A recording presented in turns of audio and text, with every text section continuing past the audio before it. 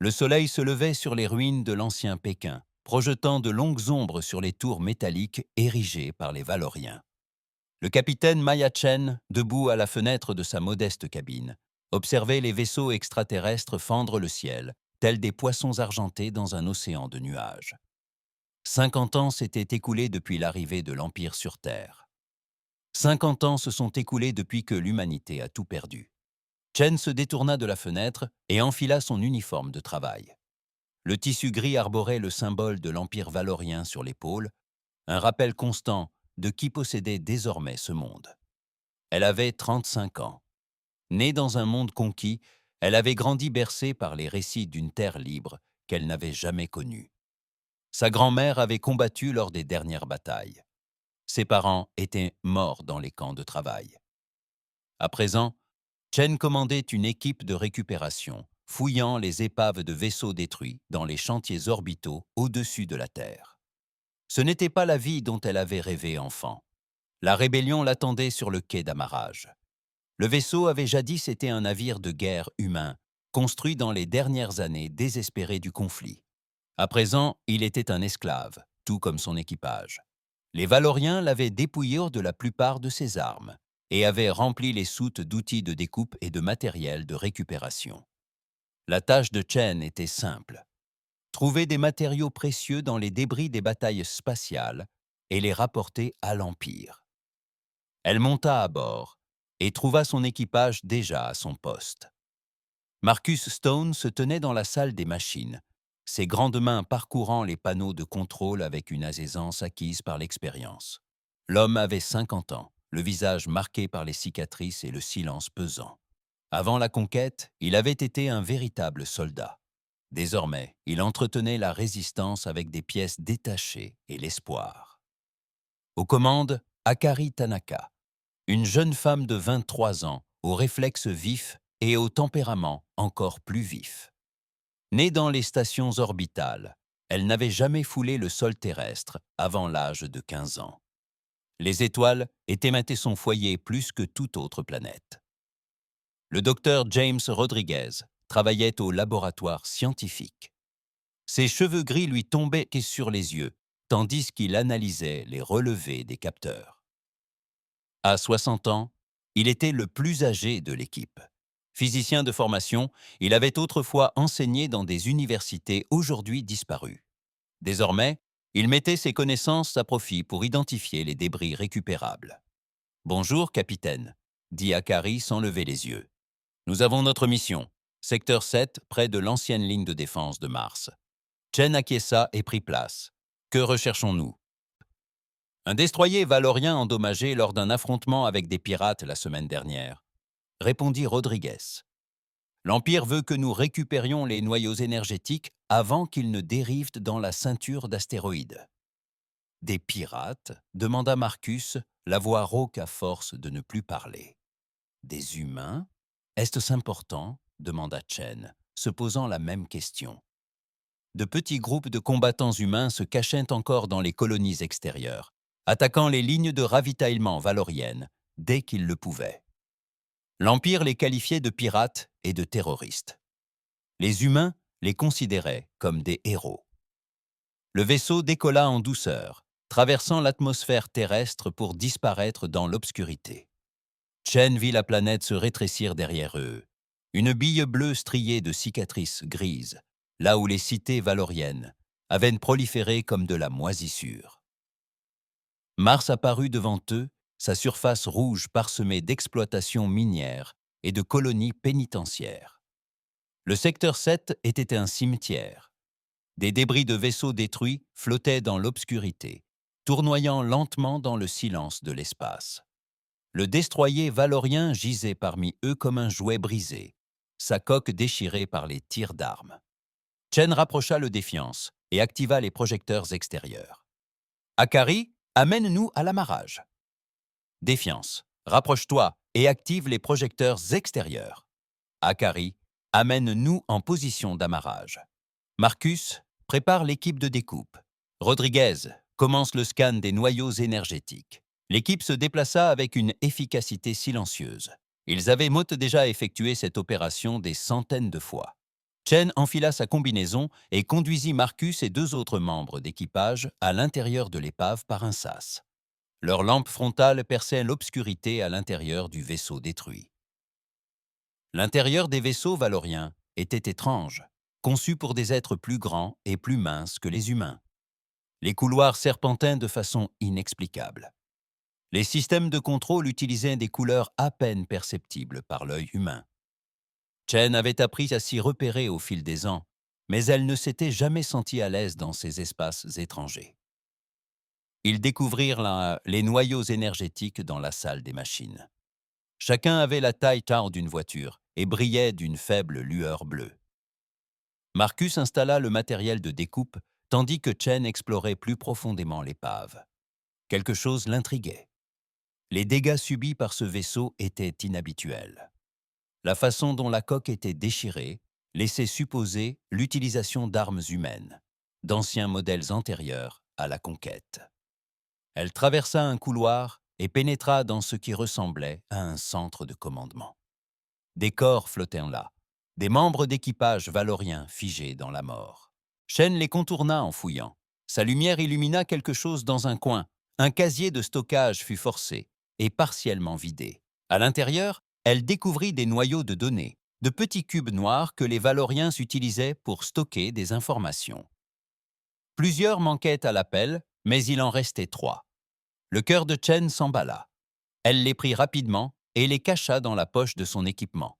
« Capitaine, les noyaux énergétiques sont en sécurité », annonça la voix de Marcus à la radio. « Prêts à rentrer. »« Bien reçu, je reviens. » Ce soir-là, de retour à bord du Défiance en orbite terrestre, Chen réunit son équipage dans la petite salle commune. Elle déposa les noyaux de données sur la table entre eux. « Je les ai trouvés dans l'épave, des données militaires féloriennes. » Rodriguez se pencha en avant, les yeux brillants d'intérêt. Ce serait dangereux d'en posséder. « Tout ce que nous faisons est dangereux, » dit Akari. « Qu'est-ce qu'il y a dessus ? Je ne sais pas encore. J'ai besoin que tu les décryptes, Rodriguez, avec précaution. S'il y a quelque chose d'utile, quelque chose qui pourrait aider la résistance. » Marcus secoua la tête. « La résistance est brisée, capitaine. Des cellules éparpillées, sans coordination, sans armes efficaces. Que pourrait-il y avoir sur ces noyaux qui changerait quoi que ce soit ?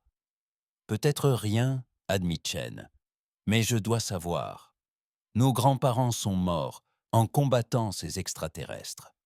Nos parents sont morts en esclavage. J'ai besoin de croire qu'il nous reste encore quelque chose à faire. » L'équipage resta silencieux un instant. Puis Rodriguez prit les noyaux de données. « Je vais voir ce que je peux trouver. Ça risque de prendre quelques jours. »« Fais attention, dit Chen. Si les Valoriens découvrent que nous les avons, nous sommes déjà condamnés, » conclut Akari. « Nous sommes morts depuis leur arrivée sur Terre. Il est peut-être temps de recommencer à vivre. » Chen regarda son équipage, ces quelques personnes à qui elle confiait sa vie. Ils étaient épuisés et terrifiés, vivant dans un monde qui les avait vaincus avant même leur naissance. Mais dans leurs yeux, elle vit quelque chose qu'elle n'avait pas vu depuis longtemps. Elle entrevit une lueur d'espoir. 3 jours plus tard, Rodriguez vint à ses quartiers au beau milieu de la nuit. Ses mains tremblaient. « Capitaine, vous devez voir ceci. » Chen le suivit jusqu'au poste scientifique. Sur l'écran s'affichait un schéma, le plan d'un vaisseau qu'elle reconnut. C'était le Défiance, mais différent de ce qu'il était devenu. Voici le plan original, avant que les Valoriens ne le démantèlent. « Il y a plus », dit Rodriguez d'une voix à peine audible. Des rapports de bataille du début de la guerre. « Capitaine, nous n'avons pas perdu tous les combats. Durant les 6 premiers mois, les forces humaines ont remporté 12 batailles, majeures contre les flottes valoriennes. C'est impossible. L'Empire prétendait que nous avions été anéantis en quelques semaines. Ils ont menti. Nous les avons combattus. Nous les avons blessés. » Puis, Rodriguez a sorti d'autres dossiers. Ils avaient né des effectifs écrasants. Pas de meilleure technologie, juste plus de vaisseaux. Nous avons manqué de missiles, de carburant, d'hommes. Mais pendant un temps, capitaine, nous étions en train de gagner. Chen fixait l'écran, l'esprit tourmenté. Pourquoi cacheraient-ils cela? Parce qu'ils ont peur, répondit Rodriguez. Analysez ces données. Les Valoriens ont une faiblesse. Toute leur flotte utilise un réseau de communication centrale, à liaison quantique, impossible à brouiller avec les technologies classiques. Mais si vous parveniez à le perturber, leur vaisseau serait incapable de se coordonner, souffla Chen. Il serait aveugle. Et ce n'est pas tout. Les doigts de Rodriguez parcoururent les commandes, dissimulées dans les systèmes du Défiance, sous toutes les modifications valoriennes. Les systèmes d'armement d'origine étaient toujours là, inactifs mais intacts. Chen sentit quelque chose s'agiter dans sa poitrine, une sensation qu'elle avait presque oubliée. C'était une brûlure intense et vive. C'était comme de la rage. C'était comme de l'espoir. « Appelez Marcus », dit-elle doucement. « Et Akari, réveillez-les. Nous avons du travail. » Par la fenêtre, les tours valoriennes scintillaient à la surface de la Terre, monument d'un empire qui avait régné sans partage pendant un demi-siècle. Mais dans l'obscurité de l'espace, à bord d'un vaisseau de guerre humain oublié, quelque chose était en train de changer. Les vaincus apprenaient à riposter. Pendant 2 semaines, le docteur Rodriguez travailla en secret, décryptant les fichiers de données un à un. Les informations qu'ils contenaient étaient stupéfiantes. Chen observait les fichiers apparaître sur son écran personnel tard dans la nuit, lorsque le reste de l'équipage dormait. Schéma d'armes, tactique de combat, protocole de communication, tout ce que l'humanité avait appris durant ses premiers mois de guerre désespérée. Les fichiers contenaient également quelque chose que Rodriguez appelait le projet Shadow Break. Il s'agissait de la théorie d'un scientifique humain concernant la technologie valorienne. Les vaisseaux de l'Empire étaient connectés par communication quantique, ce qui leur permettait de se coordonner instantanément, malgré les vastes distances. Mais le système n'avait jamais été conçu pour résister aux perturbations internes. Un signal spécifique, diffusé à la bonne fréquence, pourrait se propager en cascade dans le réseau et provoquer une panne temporaire. Il n'a jamais été testé, expliqua Rodriguez à l'équipe réunie. La guerre s'est terminée avant qu'ils ne puissent construire un prototype. Mais les calculs sont corrects. Marcus étudia les systèmes d'armes affichés sur l'écran mural. Ce sont des canons à plasma de qualité militaire, des tueurs de vaisseaux. Si les Valoriens découvrent que nous les remettons en état, ils nous anéantiront, conclut Akari. Mais ils finiront par nous anéantir de toute façon. Nous sommes des esclaves condamnés à une vie éphémère. Ils nous utilisent jusqu'à ce que nous ne leur servions plus à rien. Chen se tenait au fond de la salle, les bras croisés. Nous ne sommes pas les seuls à penser ainsi. Il existe des cellules de résistance sur Europe, sur Titan, dans la ceinture d'astéroïdes. Éparpillés, désorganisés, mais ils existent. Si on arrive à les contacter, à se coordonner. Un seul vaisseau contre l'Empire. Marcus secoua la tête. Même avec des armes fonctionnelles, ce serait du suicide. Peut-être, dit Chen. Mais si on ne cherche pas à gagner? Si on cherche à prouver quelque chose? Les Valoriens pensent qu'on est brisé. Ils pensent qu'on a accepté la défaite. Et si on leur prouvait qu'ils ont tort? Elle afficha une carte stellaire, mettant en évidence une station en orbite autour de Mars. Il s'agit de la station de commandement régional 17. Elle coordonne toutes les opérations militaires valoriennes dans le système solaire interne. Les mouvements de la flotte, l'affectation des garnisons, tout passe par là. Les yeux de Rodriguez s'écarquillèrent. « Vous voulez l'attaquer ?»« Je veux la détruire », corrigea Chen. « Couper leur communication, même un court instant, et leurs vaisseaux seront incapables de se coordonner. Nous injecterons le virus Shadowbreak dans leur réseau pendant l'attaque. Si cela fonctionne, nous paralyserons leurs forces dans plusieurs systèmes. Et si cela échoue, demanda Akari, alors nous mourrons au combat, plutôt que de survivre à genoux. » L'équipage resta silencieux. Chen pouvait lire la guerre sur leur visage. La peur contre l'espoir, la survie contre le sens. Finalement, Marcus prit la parole. « Combien de temps avons-nous avant qu'ils ne remarquent les modifications. Il nous reste une mission de récupération, répondit Chen. Une opération de 3 jours dans la ceinture extérieure. Nous utiliserons ce temps pour terminer le travail et prendre contact avec les autres cellules. Après cela, ajouta-t-elle en haussant les épaules, après cela, soit on se bat, soit on fuit. Je sais ce que je choisirai. Le vote fut silencieux mais unanime. Ils se battraient. Le lendemain matin, le commandant Zektar arriva à la plateforme d'amarrage pour une inspection de routine. Le Valorien était grand et mince, sa peau grise marquée des tatouages de son grade militaire. Ses yeux noirs ne laissaient transparaître aucune émotion tandis qu'il parcourait les couloirs du Défiance, examinant les systèmes et vérifiant les manifestes de cargaison. Chen le suivit, le visage impassible, malgré la peur qui l'étreignait. Les armes restaurées étaient dissimulées sous de faux panneaux. Les noyaux de données étaient encryptés et enfouis dans des fichiers de navigation. Mais les Valoriens possédaient une technologie capable de détecter toute activité anormale, signature thermique ou fluctuation de puissance.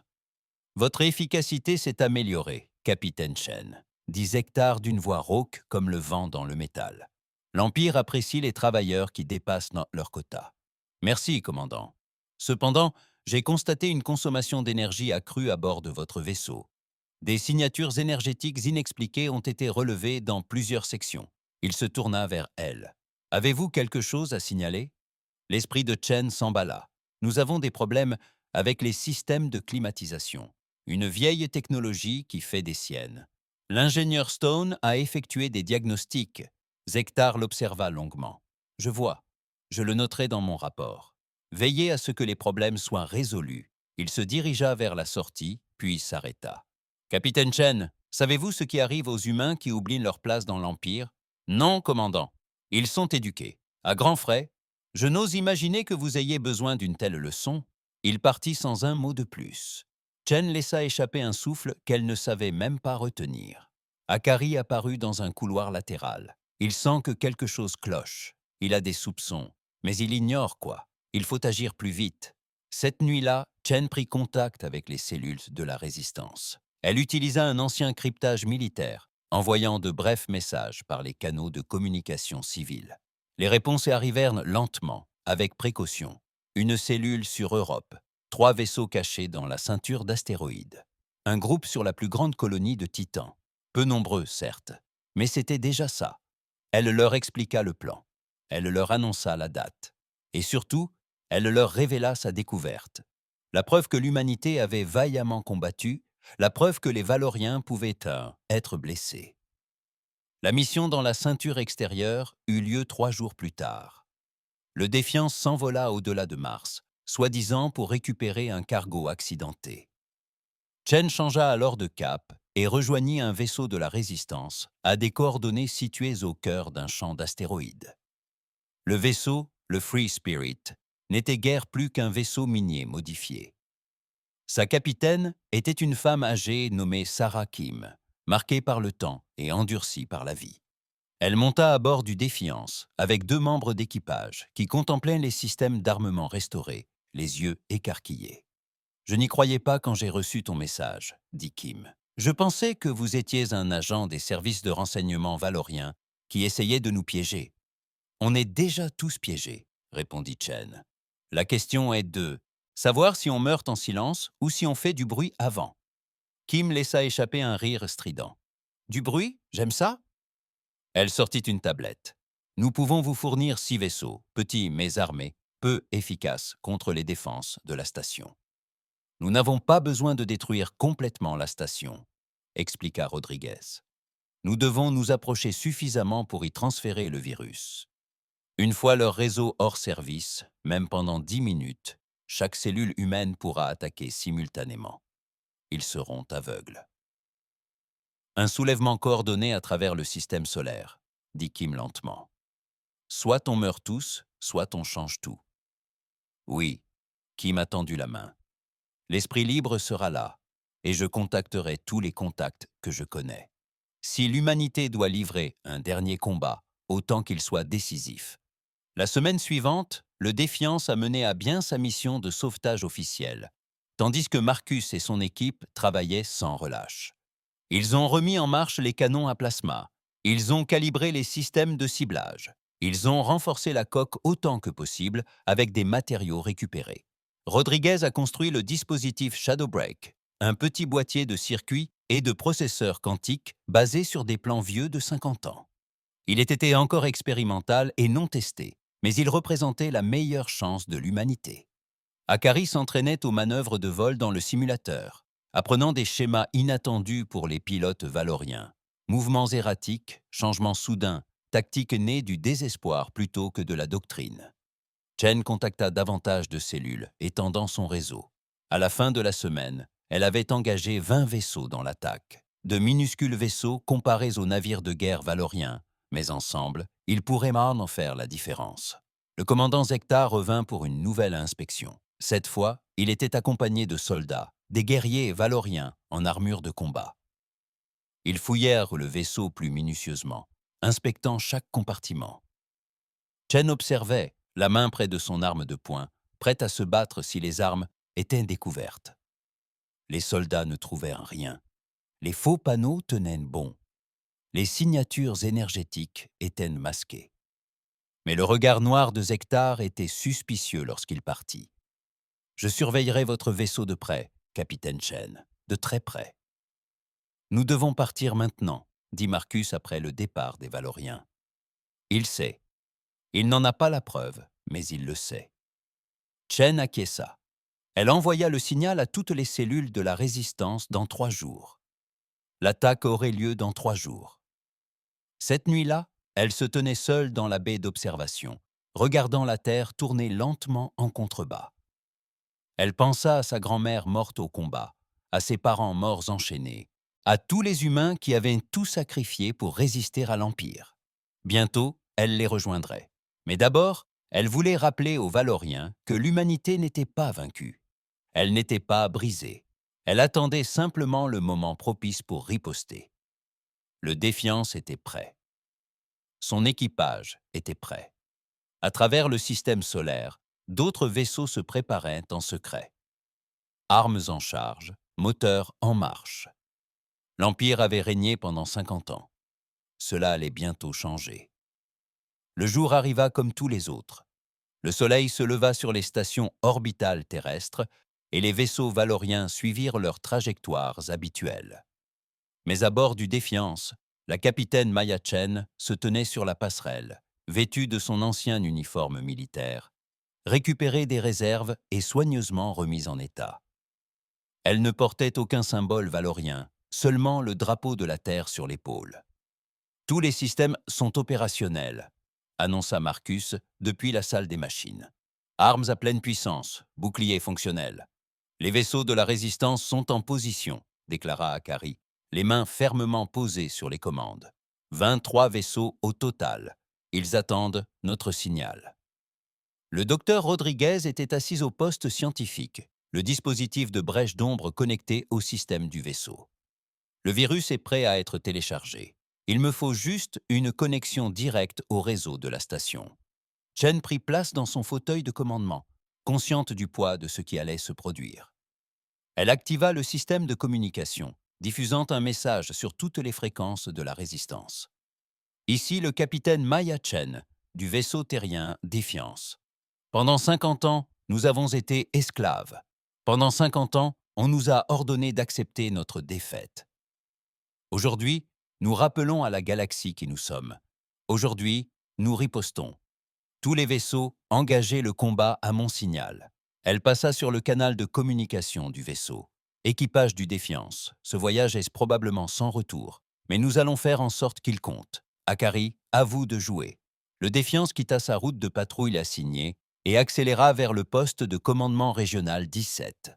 L'immense structure flottait dans l'espace telle une lune de métal, hérissée de plateformes de défense et de baies d'amarrage. 50 vaisseaux de guerre valoriens la gardaient, chacun plus imposant qu'un vaisseau humain. Les alarmes retentirent sonnantes sur la station. Chen pouvait imaginer la confusion des commandants valoriens. Un vaisseau de récupération humain attaquait. C'était absurde. Et c'était justement le but. « Les défenses de la station s'activent !» cria Rodriguez. « Ils nous contactent. Ignorez-les. Feu, à volonté !»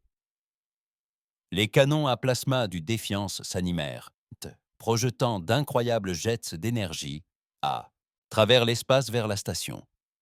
Le tir frappa les boucliers défensifs, les faisant vibrer et onduler. C'était comme jeter des pierres contre une montagne. Mais la montagne l'entendit.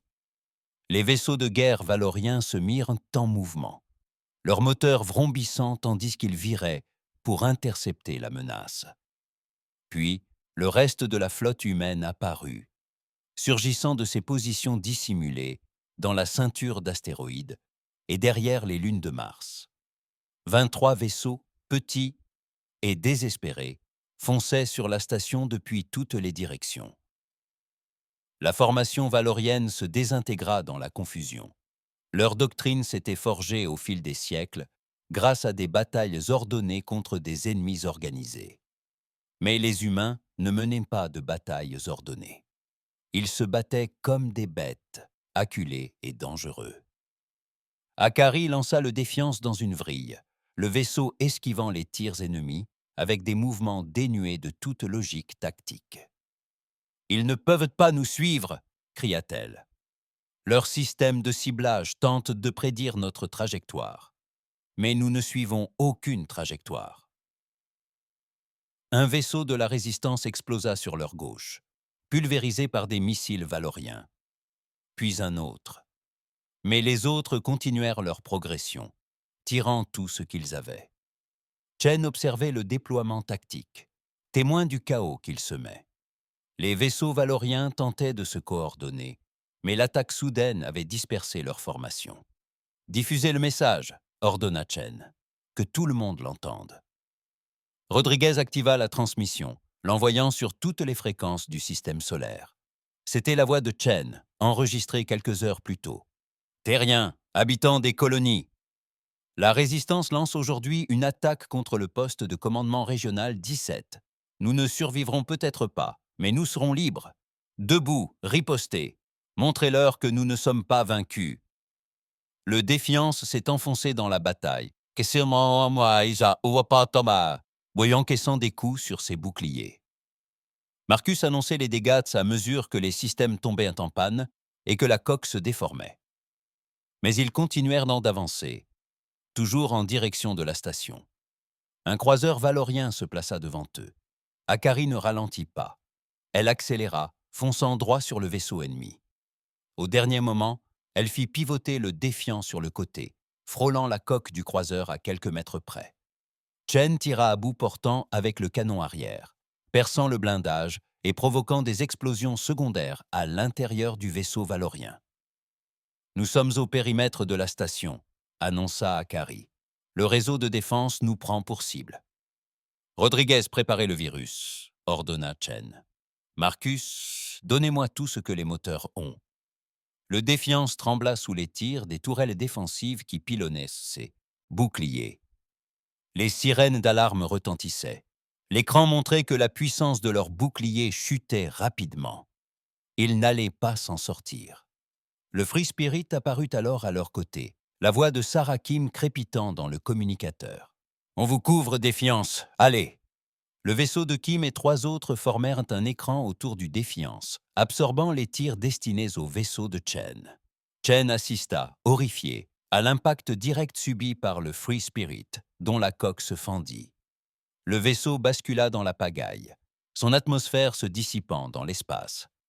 Mais ce sacrifice leur offrit les secondes cruciales.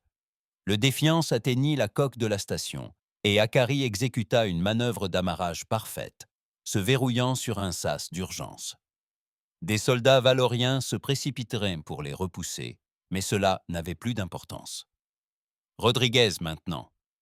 Les doigts du scientifique parcoururent sa console à toute vitesse. Le dispositif Shadowbreak s'activa, envoyant son code malveillant via la connexion physique vers le réseau de la station. Un instant, rien ne se passa. Puis l'écran de Rodriguez s'illumina d'erreurs en cascade. « Ça marche !» cria-t-il. « Le virus se propage à travers leur réseau quantique. » Le point de non-retour sera atteint dans 10 secondes.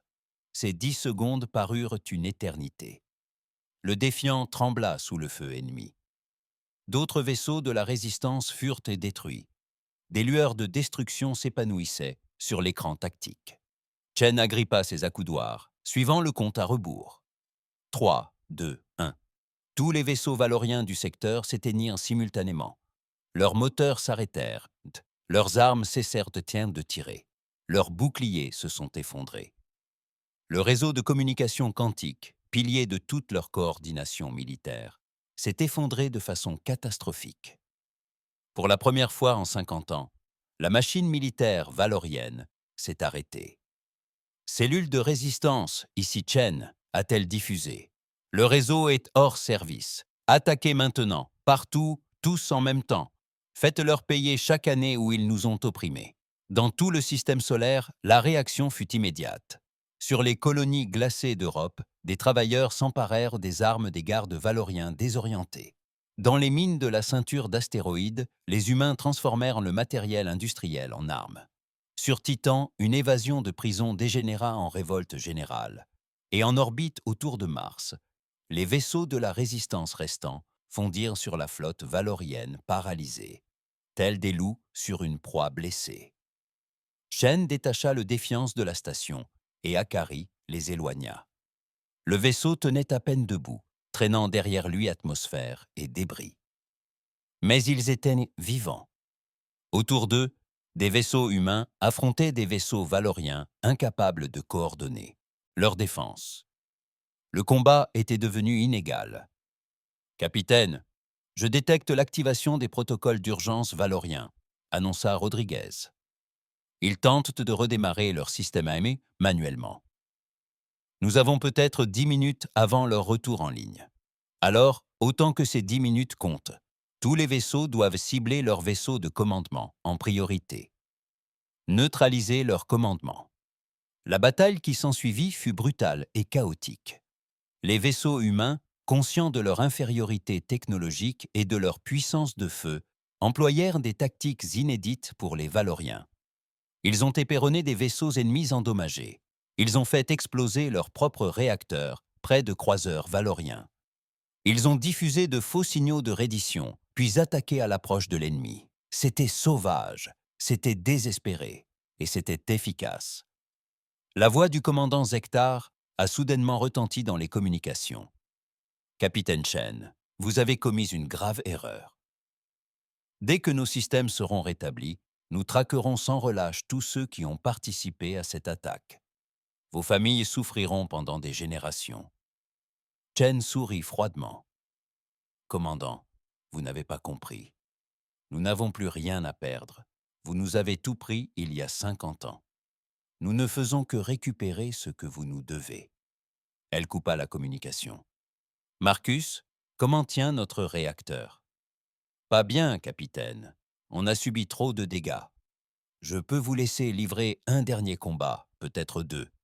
Après, c'est fini. Alors, faisons-en des combats mémorables.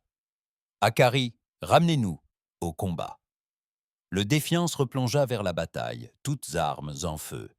Ils détruisirent une frégate valorienne, mirent hors de combat un destroyer et dispersèrent une escadrille de chasseurs.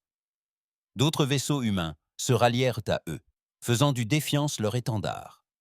Les Valoriens les traitèrent de pirates et de terroristes.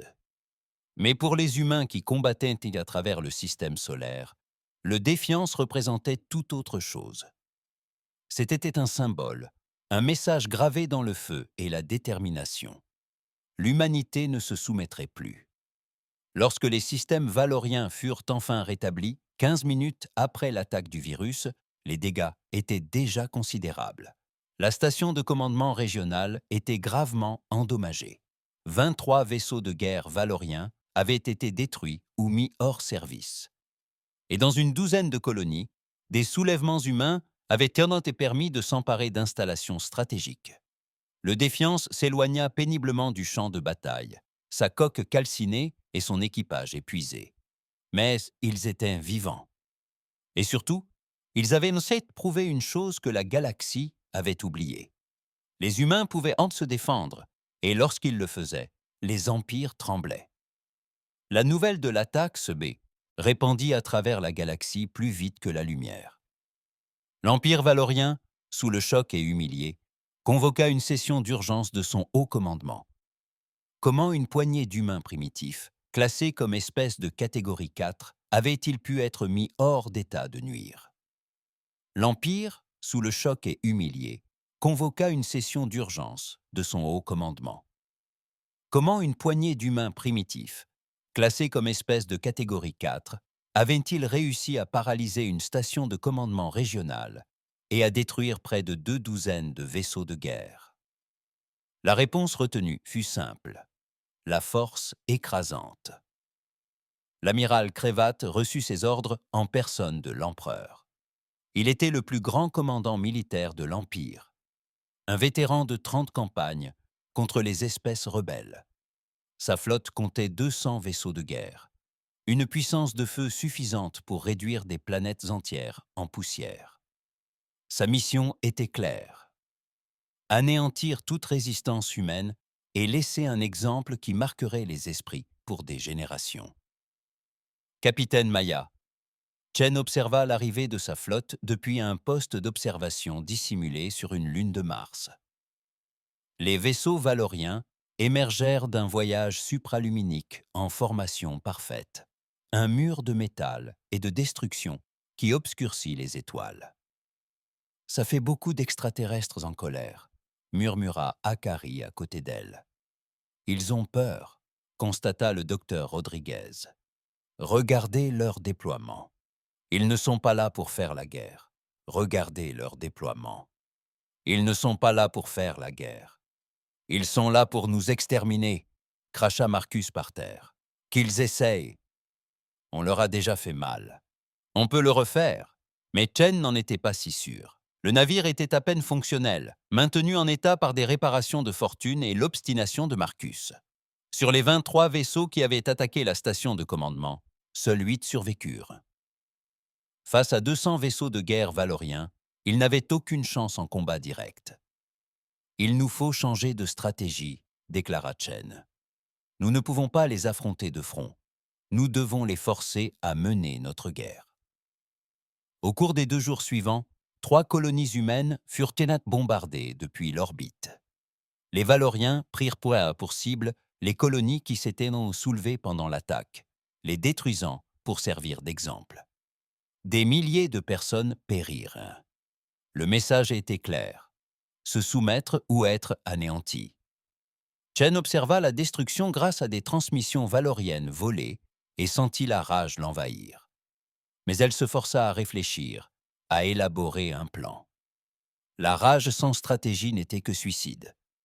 Elle réunit les chefs de la résistance survivants par des canaux cryptés. Sarakim avait survécu à la bataille,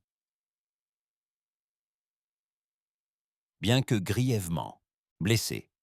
Un mineur aguerri du nom de Tom Jackson commandait 3 vaisseaux dans la ceinture d'astéroïdes. D'autres représentaient des cellules réparties dans les colonies extérieures. « On ne peut pas gagner de façon conventionnelle », déclara Chen, depuis la salle commune de la résistance. « Mais la victoire n'est pas essentielle. Il faut leur rendre la tâche insurmontable. Il faut que chaque commandant valorien craigne de patrouiller dans l'espace humain. »« Guerre de guérilla », suggéra Jackson. « Comprendre, frapper et fuir, les rendre paranoïaques, exactement. Il faut aussi leur montrer que nous ne sommes pas seuls. La galaxie nous observe. Les autres espèces sous domination valorienne nous observent. Si nous continuons à nous battre, si nous continuons à survivre, peut-être qu'ils trouveront eux aussi le courage. » Rodriguez afficha une carte tactique. La flotte valorienne est trop importante pour se déplacer efficacement comme une seule unité. L'amiral Crevate l'a divisée en groupes de chasseurs. 6 vaisseaux patrouillent chacun un secteur différent. Si nous parvenons à isoler ces groupes et à leur tendre une embuscade, on est toujours 6 fois moins bien armé, fit remarquer Kim. Alors on ne joue pas franc jeu, répliqua Chen. On utilise des astéroïdes comme couverture. On installe de faux signaux de détresse. On diffuse de faux signaux de reddition et on leur tend des embuscades quand ils viennent enquêter. On utilise toutes les bases de besogne que les humains ont jamais apprises. Les autres chefs acquiescèrent normalement lentement.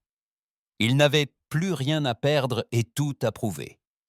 La première embuscade eut lieu dans la ceinture d'astéroïdes, 3 jours plus tard. Le Défiance et 2 autres vaisseaux se dissimulèrent parmi les rochers en mouvement, moteurs éteints et système au minimum.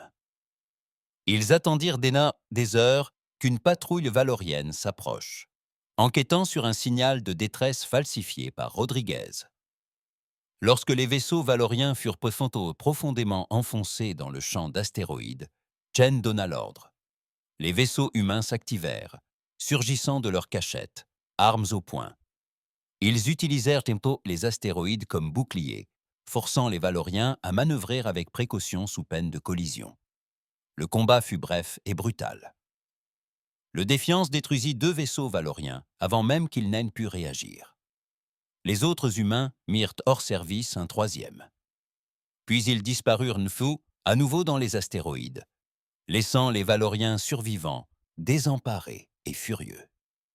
Chen diffusa l'intégralité de la bataille sur toutes les fréquences, y ajoutant son propre message. À toutes les espèces sous domination valorienne, vous pouvez être vaincus, vous saignez comme tout le monde, ne perdez pas espoir. L'effet fut immédiat. À travers la galaxie, les espèces soumises qui avaient accepté la domination valorienne depuis des décennies commencèrent à murmurer. Pour répondre à la question, l'amiral Crevate intensifia ses patrouilles et son offensive. De nouvelles colonies furent bombardées et le nombre de victimes humaines augmenta. Mais la résistance ne baissa pas les bras.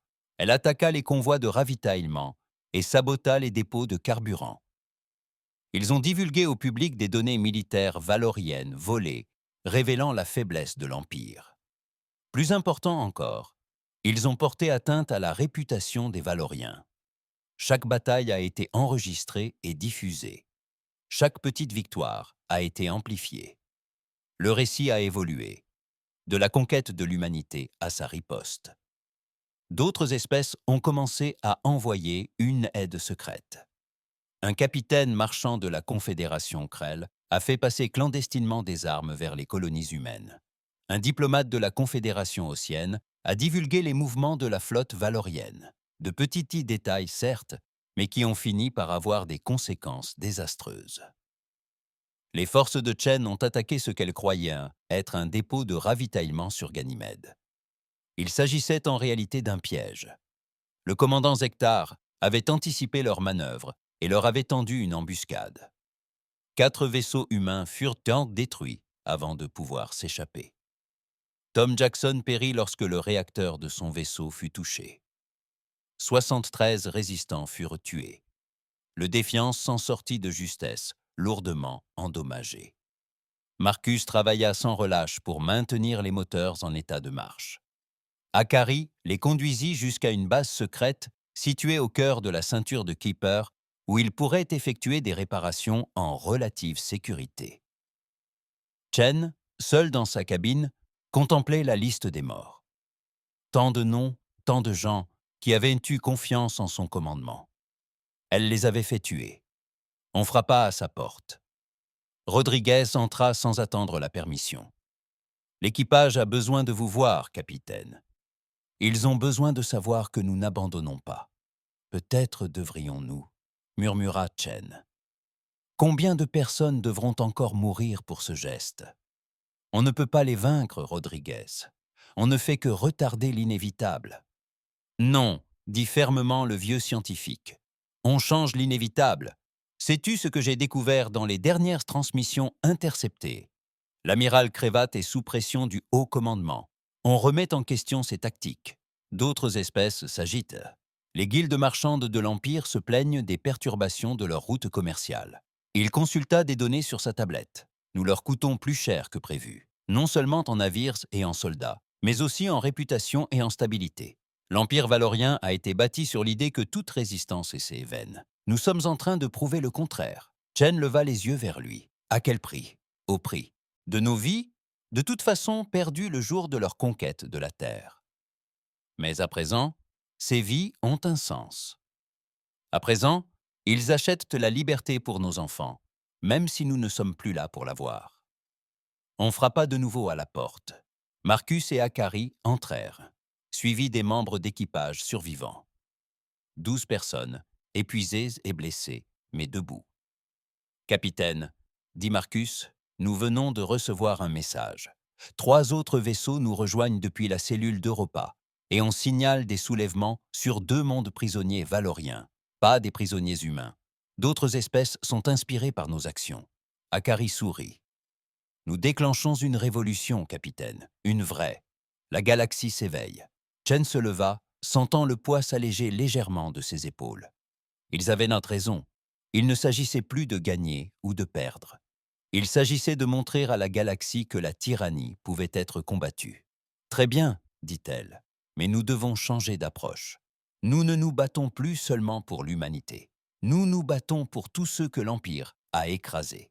Ça veut dire qu'il nous faut une cible plus importante. Rodriguez haussa un sourcil. Quelle taille? Chen afficha la carte tactique, dézoomant pour révéler tout le système solaire interne. Son doigt se posa sur un vaisseau massif au centre de la flotte valorienne. Le Dominion, vaisseau amiral de l'amiral Cravate. On le détruit, on coupe la tête du serpent. L'équipage la regarda comme si elle avait perdu la raison. Puis, lentement, Marcus esquissa un sourire. Voilà un geste qui valait la peine de mourir. Ils avaient encore un dernier combat à mener. L'heure était venue d'écrire la légende. Le Dominion était un monstre de 3 kilomètres de long, hérissé d'armes, d'une puissance de feu suffisante pour détruire une lune. Il trônait au centre de la flotte valorienne, telle une reine parmi ses ouvriers, coordonnant la traque de la résistance humaine à travers le système solaire. L'amiral Cravate commandait depuis la passerelle, sûr de sa supériorité. Le capitaine Maya Chen analysait les données tactiques provenant de la passerelle endommagée du Défiance et cherchait un moyen de le détruire. Chaque simulation aboutissait au même résultat. Les vaisseaux humains étaient détruits avant même d'avoir pu s'approcher suffisamment pour avoir une incidence. On ne peut pas l'aborder de manière conventionnelle, déclara le docteur Rodriguez, lançant un nouveau calcul. Les vaisseaux d'escorte à eux seuls nous anéantiraient. Il nous faut une diversion. Ou une invitation, suggéra Akari. Et s'ils nous laissaient nous approcher? Marcus leva les yeux de sa console d'ingénierie. Tu veux dire se rendre? Faire semblant? Pas faire semblant, répondit Chen lentement, comprenant. Assez crédible pour qu'ils y croient. On diffuse un signal de reddition. C'était suffisamment crédible pour qu'ils y croient. Nous avons diffusé un signal de reddition. On a dit qu'on ramenait le Défiance comme prise. Ils nous ont laissé accoster. Puis, on a fait exploser le cœur de notre réacteur à l'intérieur de la coque du Dominion. L'équipage s'est tu. C'était une mission suicide, pure et simple. Aucune issue, aucune survie. Juste une ultime frappe qui pourrait enfin blesser l'Empire. Il y a une autre option, dit Rodriguez d'une voix calme. Il sortit son appareil de brouillage modifié. J'ai amélioré le perturbateur neuronal. Les Valoriens ont tous des implants cybernétiques pour communiquer. Si je parviens à amplifier le signal et à m'approcher suffisamment, je peux neutraliser tous les Valoriens de la flotte simultanément. Pas définitivement, mais suffisamment longtemps. Suffisamment longtemps pour quoi faire? Demanda Marcus. Pour que nous puissions aborder le Dominion, prendre le contrôle du pont et diffuser nos découvertes à travers toute la galaxie. La preuve des crimes de guerre valoriens, de leurs faiblesses internes, tout ce qui pourrait inciter d'autres espèces à se rebeller. Chen réfléchit. C'était toujours une mission suicide, mais au moins cela leur donnait l'occasion de faire plus de dégâts. À quelle distance devons-nous nous approcher? À l'intérieur de leur périmètre de protection, presque au contact de la coque. Il nous faut donc toujours la ruse de la reddition, acquiesça Rodriguez. Mais certains d'entre nous pourraient survivre cette fois-ci. Chen réunit les commandants des vaisseaux de la résistance restants. Il restait 11 vaisseaux, à peine fonctionnels, pilotés par des volontaires conscients de leur destin tragique. Elle leur expliqua le plan. La plupart le préféraient au monde à la fuite en attendant que les Valoriens les traquent. Nous allons créer une diversion. annonça Sarah Kim depuis son lit médicalisé sur Europa. Trop blessée pour combattre, elle avait cependant un nouveau capitaine pour son équipage. Détachez autant de vaisseaux d'escorte que possible. Nous vous ouvrirons la voie vers le Dominion. On s'en souviendra, dit un autre capitaine. Victoire ou défaite, la galaxie saura que les humains ont riposté. Chen ressentit le poids de cette responsabilité. Tous ces gens lui confiaient leurs derniers instants. Alors faisons en sorte que cette histoire soit digne d'être racontée. L'attaque commença à l'aube sur Terre, bien que dans l'espace, l'aube n'existe pas. Chen choisit ce moment pour des raisons symboliques. Un nouveau départ ou une fin définitive. La flotte de la Résistance apparut aux abords de la formation valorienne, lançant un défi sur toutes les fréquences. Amiral Cravate, ici la résistance humaine. Vous vouliez nous anéantir? Venez donc essayer. Cravate, furieux de la résistance persistante, mordit à l'hameçon. Il ordonna à 60 vaisseaux de poursuivre et de détruire les vaisseaux humains. C'était un déploiement de force disproportionné, mais l'amiral voulait en finir. Les vaisseaux de la Résistance prirent la Fianna sur la fuite, entraînant les poursuivants valoriens dans une course-poursuite chaotique à travers la ceinture d'astéroïdes. Ils livrèrent des combats acharnés, se sacrifiant pour gagner du temps. L'équipage du Sarah Kim fit exploser son vaisseau entre deux destroyers valoriens, les emportant tous deux avec lui. D'autres vaisseaux firent des sacrifices similaires. Chacun chanta en héros sur les ondes radio, à la portée de toute la galaxie. Tandis que la flotte valorienne poursuivait des fantômes, le Défiant s'approchait du Dominion par la direction opposée. Chen a émis un message sur les fréquences militaires valoriennes, utilisant des codes volés il y a plusieurs semaines. Commandement valorien, ici le vaisseau de sauvetage Défiance. Nous avons capturé Chen, la chef terroriste humaine, et son équipage. Nous demandons l'autorisation d'accoster et de transférer les prisonniers. Un long silence suivit. Puis la voix du commandant Zektar répondit. « Intéressant, capitaine Chen. Vous nous croyez assez naïfs pour croire que vous vous êtes fait capturer vous-même ?» Chen sourit froidement. « Je pense que vous êtes assez intelligent pour y voir une opportunité. Vous voulez mettre fin à cette résistance? Je vous offre son chef et le vaisseau qui a tout déclenché. Mon équipage est épuisé, commandant. Nous avons perdu. Rendez-vous avec dignité. » Nouvelle pause. Chen imaginait déjà le débat à bord du Dominion. C'était sans doute un piège, mais et si ce n'en était pas un? Et si la résistance humaine était réellement brisée? Le seul intérêt de la propagande justifierait le risque. Très bien, intervint la voix de Cravate. Vous approcherez, armes désactivées. Toute action hostile entraînera votre destruction immédiate. Veuillez transmettre votre plan d'amarrage. Bien reçu. Le Défiance dérivait vers l'imposant vaisseau amiral, moteur au minimum, système d'armement éteint. Autour d'eux, des vaisseaux de guerre valoriens maintenaient leurs armes pointées sur le petit vaisseau humain, prêts à faire feu au moindre signe de trahison. L'équipage de Chen était équipé de ses armures de combat, armes dissimulées mais prêtes à l'emploi. Rodriguez tenait le perturbateur neuronal, le doigt sur le bouton d'activation. Il n'aurait qu'une seule chance, un seul instant, où il serait assez proche pour que le perturbateur fonctionne, avant que les Valoriens ne réalisent que le danger. Le vaisseau s'amarra au quai du Dominion, les pinces magnétiques se refermant.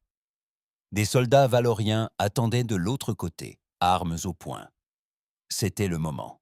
« Rodriguez, activez à mon signal », dit Chen d'une voix calme. « Que tous les autres se tiennent prêts à agir vite.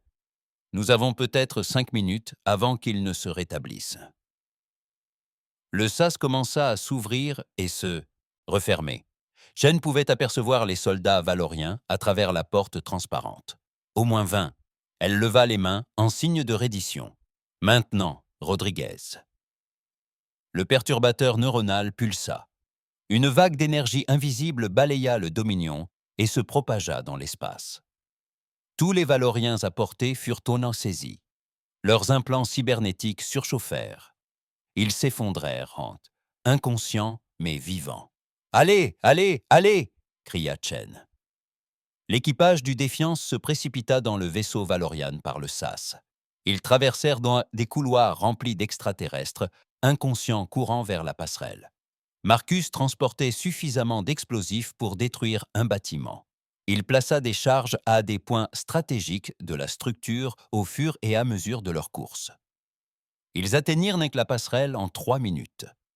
L'amiral Cravath gisait au sol, son corps élancé se contractant tandis que ses implants tentaient de redémarrer. Chen l'enjamba et accéda au système de communication principal. Ici le capitaine Maya Chen, à toutes les espèces de la galaxie. Pendant 50 ans, l'Empire valorien a régné par la terreur. On vous a dit que toute résistance était inutile. On vous a dit d'accepter vos chaînes. Mais je me tiens sur le pont de leur vaisseau amiral, et je vous le dis. Ils ont menti. Elle a accédé aux banques de données du Dominion et a tout diffusé.